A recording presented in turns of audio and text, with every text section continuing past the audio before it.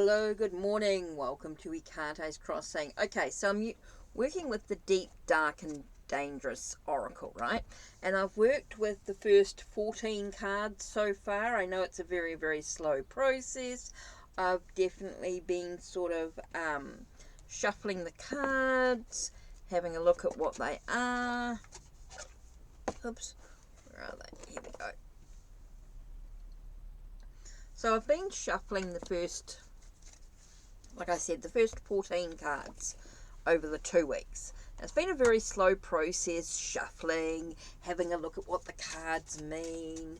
A bit of a personal journey. I haven't sort of shared it all online. I did the first week very, very quickly. And then the second week, I sort of just, at the beginning of the week, I sort of showed you. And I thought, well, now it's getting to the end. Let's have a look before we start this fresh week.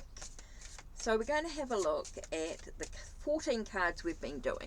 So what I've taken is the 14 cards that I've been looking at over the 2 weeks. The first week was the first 7 cards. The second week was sort of like the second cards, but also now we're going to include all the cards together. So what we're doing now is just sort of having a look and seeing what happens when we sort of pull 2 cards together. So the first card I've got here is Hydra with regenerating. Okay, so it feels like there's a sort of, feels like we're sort of taking care of ourselves on some level. We're starting to sort of feel like we've got this new energy going on. Things seem to be happening. And here we've got with the underworld, with Hades, with the underworld. So I do feel like that's very much of a sense of a loss, leaving behind the old, so you can move through this process. So being able to sort of take care of oneself, you're able to find yourself with a sense of maybe even dealing with some changes, some transformations and things like that. And then the third card we have here is maybe it's giving us some foresight, some understanding to what could happen, our possibilities to it. But let's have another deep dive into the Hydra card. Let's have a look at what it says with the Hydra card there, which was card number 11. I keep forgetting what number we're up to.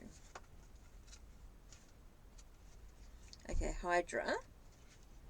Okay, so Hydra says deal with the issue now. Do not allow it to become more complex or worse. Reject gossip. Look for the source of a problem. Go to the beginning to understand the motive. Regeneration. Okay, so that's interesting. Regeneration, death, now or later. So it's like dealing in the now. Or are you going to be dealing with it later? Regeneration or death. Maybe there's an ending of something so that something can begin again. And so let's have a look at Hades, which is 7. Everything has a cycle and a time span. Death is a natural part of life. Plan a legacy, what matters most. Knowing this helps you live a better life, move through change. What ideas have passed the use by date and can be left behind. With death, life, knowing and unknowing. And then the last card was 13. Okay. With Sybil, with foresight. Develop rituals that will benefit and support you. Connect more strongly with your higher power. Intuition is valuable at this time. Use everything available to you to make a decision. Sometimes the answer is not clear immediately. Give it time. Get support from a trusted, wise friend. Truth and untruth, clarity and opaqueness. That's interesting. So I actually get the words, actually it was interesting because when I read the opaqueness thing, I actually got transparency. Not just clarity, but the sense of showing who you truly are in many ways.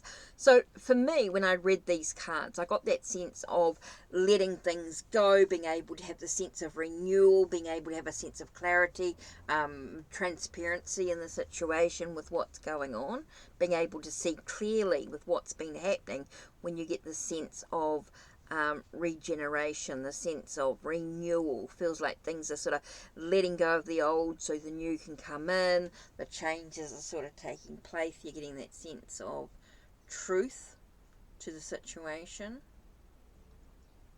Interesting.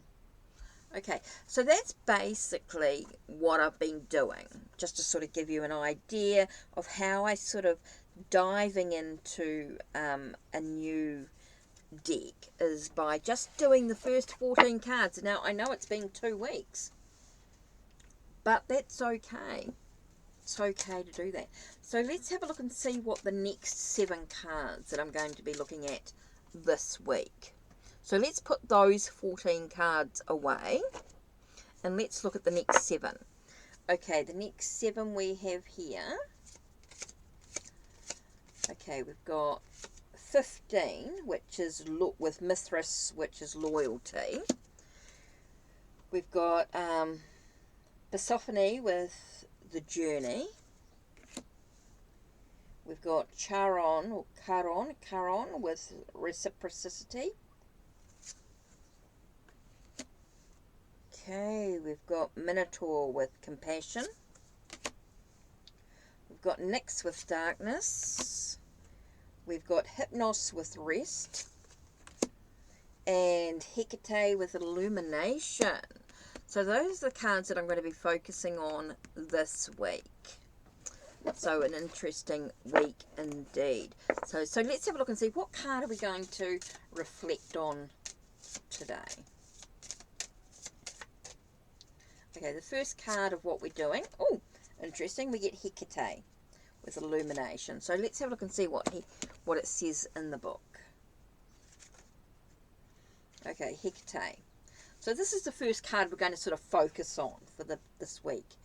Seek and you shall find. Sometimes you need to travel through darkness to find the real treasure. Almost anything worth doing takes time. Move off the crossroad. It is time to make a considered decision. Keep your focus on your purpose. Do not wander off the path. Darkness and illumination. For a long time, the so-called dark goddess got a bad rap. People thought if a goddess was of the dark or looked a certain way, scary, then they were evil or nasty. The Christianization of certain mythos twisted many stories as well, in particular these deities, usually female, who were perhaps magic makers, sorcerers, too independent or feisty, who were remade into evil and dangerous spirits.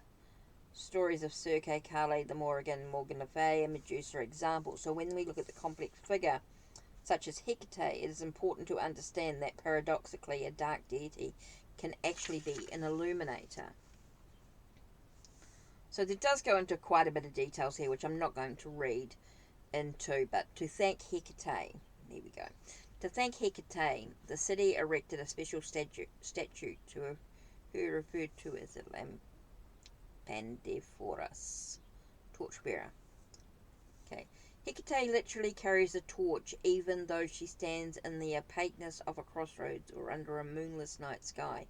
Yes, she carries a torch when she is striding through the darkness of the deep underworld, yet she is actually lighting the way out for all of us. Okay, plant companion is actually garlic, and crystal companion is moonstone. So that's going to be interesting. I'm going to look at that this week. I haven't seen that garlic is plant companion and moonstone is crystal companion. That's interesting.